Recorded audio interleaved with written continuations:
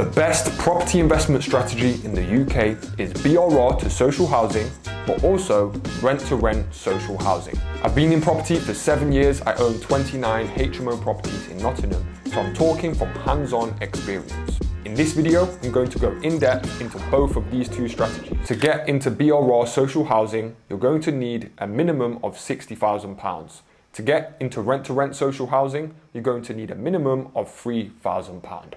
So BRR to social housing, that stands for buy, refurbish, refinance and rent. What you're doing is you're purchasing a property, you're refurbishing it, you're renting it to a social housing provider, and then you're refinancing it. The reason we do that is because we want to pull out a chunk of money which goes back into our bank account, our company bank account, completely tax-free by the way, and we'll typically use that money to buy more properties with. So that's what's allowed me to kind of grow my portfolio. And I also work with joint venture partners as well. That's allowed me to grow and scale up. The other strategy is rent-to-rent social housing. This is where you rent a property from a landlord and you will lease that property directly to the council, or you will lease that property to a social housing provider. When you lease a property to a social housing provider, number one, they cover all of the bills. So you no longer have to call Eon Energy, Severn Trent Water, and all of those different utility providers. You don't have to do that. The social housing provider will literally take on all of the bills. They'll pay for the bills, they'll deal with the different utility companies. So it means it eliminates a lot of the hard work for yourself and it increases profitability. The second reason why it's very passive is because they give you a long lease on the property. So they'll give you like a 5 to 7 year lease. Sometimes it will be less, like 4 years, 3 years, but typically it's around the 5 to 7 year mark. Now, what this does is it gives you long-term security, you have a guaranteed income for that time period, and you know exactly how much you're gonna get. And also, they pay on the exact same day every single month. It doesn't fluctuate. So say for example, with a working professional HMO, you might have a maintenance issue, you might have someone move out of one of the rooms. Guess what? This becomes very costly. But with this, you get a guaranteed rate, you know exactly how much you're going to get per month, so it's very easy for you to know how much profit you're going to make per month. Another thing is management. The social housing provider deal with all of the management of the tenants. So you're not going to have to pay for management, you're not going to have to pay someone to actually manage the tenants for you. They will do that and they don't charge any extra for that. It's all included in the lease. And what that means is, guys, is that it's very passive. When I say passive, I just mean you can literally be on a beach, kicking back with a cocktail and getting paid. That's what I mean by passive. Now, granted, when you take on the deal, you might need to do some renovation, especially if you're doing the BRR strategy, which is more time intensive whilst you're renovating the property. But with a rent-to-rent deal, there's lots of ways that you can do these kind of deals without having to do renovations on the property. So what that means for you is that you will have to do work in the initial stage of getting the property deal up and running, but once that property deal is leased to the social housing provider, at that point it becomes very passive for yourself. But this strategy is honestly amazing. What it means is you can start out with an initial pot of money and you can get multiple houses with that initial pot.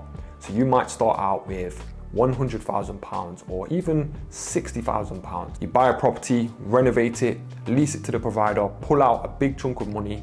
Typically on my deals that I do, I'm always able to pull out more than 50% of the initial investment. So say for example, the deal costs £100,000 to do. Your deposit, your stamp duty, renovation costs, legal fees, it costs say £100,000. When we refinance that property, we're always able to put in 50% of the initial 100K. So we might get back 50K. With that 50K, we might need to save up a bit more and then basically we might have 60K. Then we can use that 60K to basically buy another property and do another deal with. But a lot of the time we pull out more than 50%. So we might be able to pull out 80%. Sometimes we pull out 100% of our initial investment. Now guys, what this means is we can do another deal straight away, okay? But it's all about having realistic expectations, because even if you're only pulling out 50% of your initial investment, once you've refinanced, if your return on investment, your return on cash invested is very high, say if it's like above 15, 20%, then it makes sense. It's a great deal to do, but it all depends on your goals, okay? So what it is, guys, it's about being picky with what you buy, because you really do make the money when you buy. So what I'll do, guys, is I'll buy a rundown house and I'll convert it into a HMO. Now, what this means is a HMO will get valued for significantly more than a normal family home would get valued for. The reason being is because a HMO is like a mini business, because it's cash flowing. It's got a great return on investment and it's a ready-made business that someone can just buy quickly. We're adding a lot of value, and what it means is the bank will come out and say, right, you bought the property for this, but it's now worth this. So what they'll do is, you might have had a mortgage on that property. Let's say, for example, you bought it for 100K. So your mortgage was £75,000 because you put down a 25% deposit. The bank comes back out and they say, right, the property is now worth 200K. What that means is you refinance the property for its new value.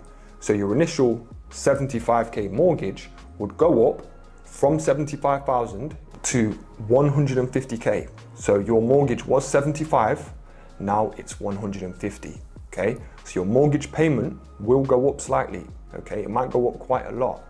However, what it also means is that you'll be able to get back into your company bank account a lump sum of £75,000 tax free. So let's just say, for example, the whole deal cost you £90,000 to do. So maybe 25% deposit, which was £25,000, maybe a £50,000 renovation, plus your legal fees, stamp duty, etc. So let's say you're all in for 90K, but you've refinanced the property and they've said it's now worth 200K. They will then give you this 75K back into your company bank account. And what that means is, guys, you're only leaving in £15,000 in the deal. Okay, so that's just an example deal, guys, but that's a very, very good deal, because if you're leaving in £15,000 in the deal, but you're making, say, £1,300 per month, that gives you a return on investment of 104%. So that deal would be a very, very good deal. If anyone finds me a 100K house that can get valued at 200K, drop me a message on IG. I'm just joking, I find these deals all the time. Typical example deal for myself is I'll buy a property for, say, 100K, I'll spend 50 grand on it, and it will get valued around 210 or 200K.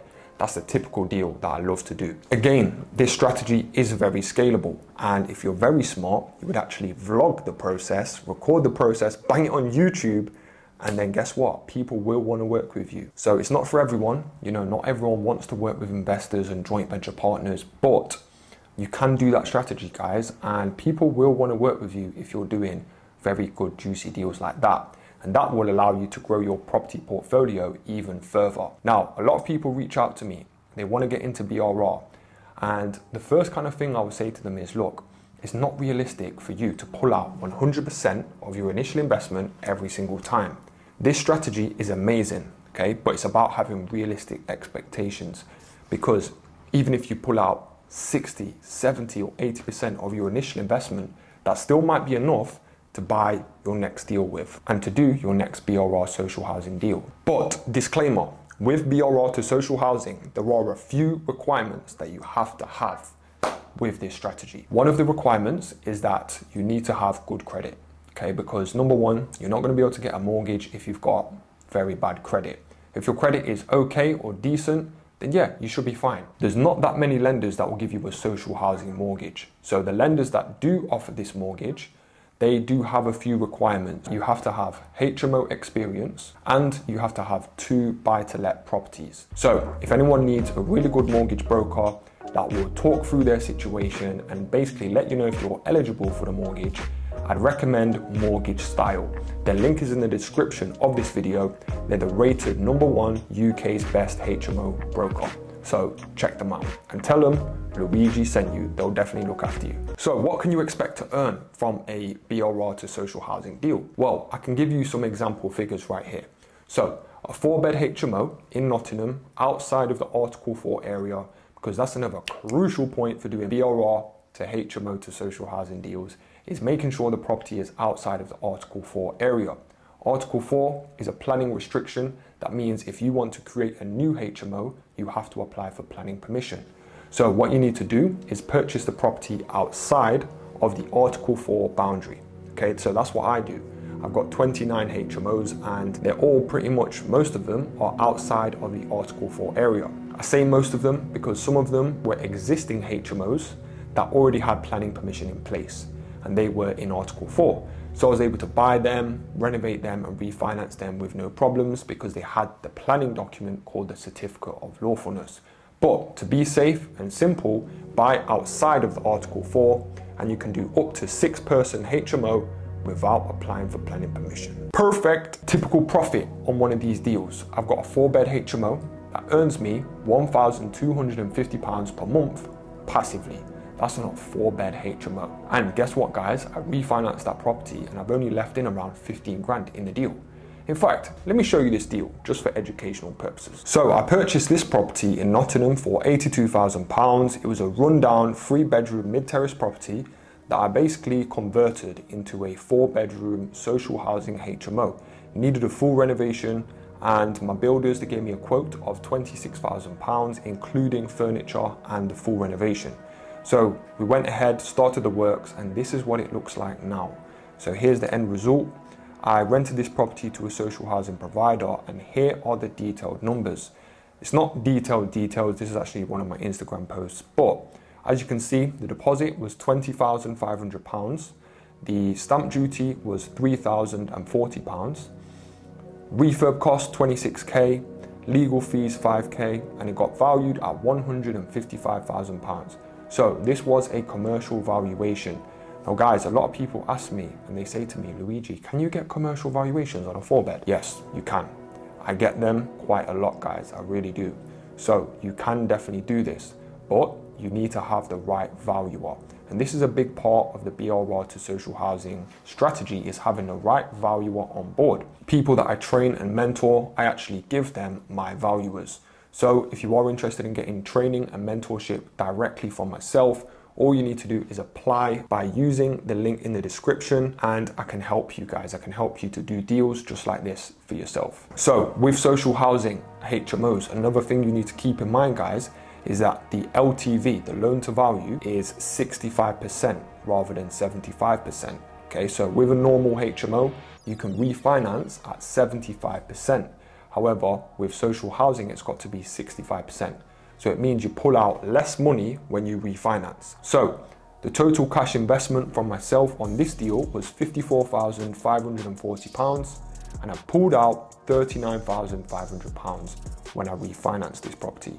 So the money left in the deal is £15,040.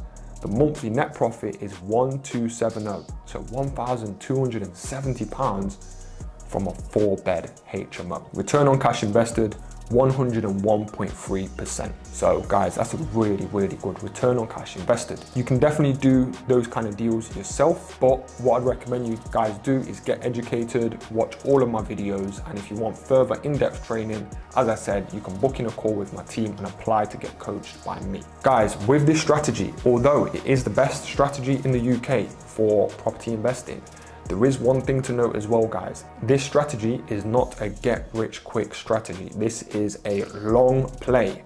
This takes years to build to the point where, you know, you can really start seeing the massive benefits and having a large portfolio. So say to yourself that in your initial first couple of years, it is going to be hard to build to the point where you can eventually leave your 9-to-5 job.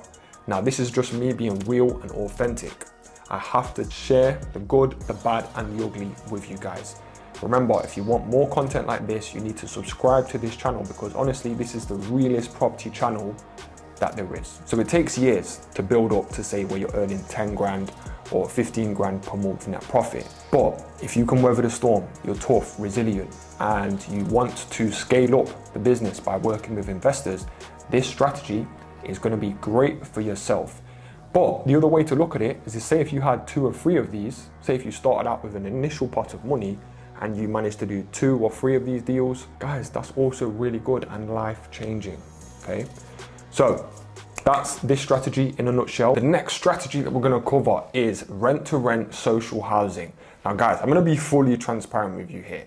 If I was starting out and I only had, you know, 3 to 5 or maybe £6,000 was my initial startup capital, then what I would actually do is I'd get into rent-to-rent social housing. At first, when I first came across this strategy, I was very skeptical. I thought, Rent to rent, I was never a massive fan of rent to rent. Now I've done rent to rent serviced accommodation myself, and the experience was okay, but I didn't like the up and down, inconsistency of rent to rent Airbnb.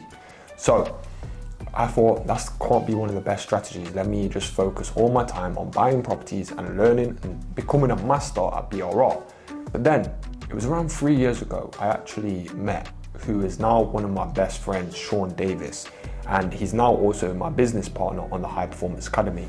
Now, Sean really opened my eyes to the rent-to-rent social housing strategy. I was able to see it firsthand, see the figures, see the numbers, and I was able to really get my head around that strategy. And then me and Sean actually teamed up on our training and mentorship program, and now we help a lot of people get into rent-to-rent social housing. We've got mentees that are making over £15,000 profit per month from just this strategy. So we're seeing most people get success by doing the rent-to-rent temporary accommodation strategy. So they'll rent a property from a landlord and then they'll lease it to a third party that's linked with the council, and they'll basically house people that need temporary accommodation. So that's called temporary accommodation strategy. But within social housing, there's obviously, as we touched on before, there's lots of subcategories within social housing. So you've got some of the bigger providers. So you could do a rent to rent and then lease the property to one of the bigger providers, such as Serco or Mears. And you could do the same strategy, but you could lease it to a smaller provider. There's lots of providers in the UK. There's actually over 1,000 providers in the UK. On our program, we give all of our mentees a list of all 1,000 different providers, and they basically reach out to the different providers. We teach them how to get a VA on board to do that time-consuming tasks. But the main strategy is really you're renting a property from a landlord and then you're leasing it for much more. So a typical rent-to-rent social housing deal will make over £500 profit per month. So although you don't get the capital appreciation like you do with the BRR to social housing, so capital appreciation just means when your property goes up in value over the time, and obviously that is your money, that's your equity. Okay, so if you ever sold the property, you will realize that gain, and you'll get a big chunk of money, of profit. So with the rent to rent, although you don't get capital appreciation, you do get really good cash flow. Okay, so you could do 10 of these deals in 6 months. And that's exactly what Ed Hughes did, which is one of our mentees on the program. And in 6 months, he went from zero to earning over £9,000 profit per month. He scaled up very fast. Now he's making over 15 grand a month. So check him out on Instagram, it's @EdHughes. I'll put his Instagram handle right here. That's just one of many people that we've been training on this strategy. So it is really good. It's definitely an elite strategy. And I think the reason why it's so good is because once the property is leased to the provider, it is passive. So it's very scalable. You can really scale up using this model. So that's the rent-to-rent social housing strategy in a nutshell. Now keep in mind, guys, it can be a bit of a minefield, but what I'd recommend you do is follow my business partner, Sean Davis, because he's got over 85 of these deals and he drops a lot of knowledge on his Instagram. So check him out, follow him, and drop him a message if you want to learn more about rent-to-rent social housing. Okay, guys, I hope you've enjoyed this video. Remember to like, comment, subscribe, and stay tuned for next week's vid.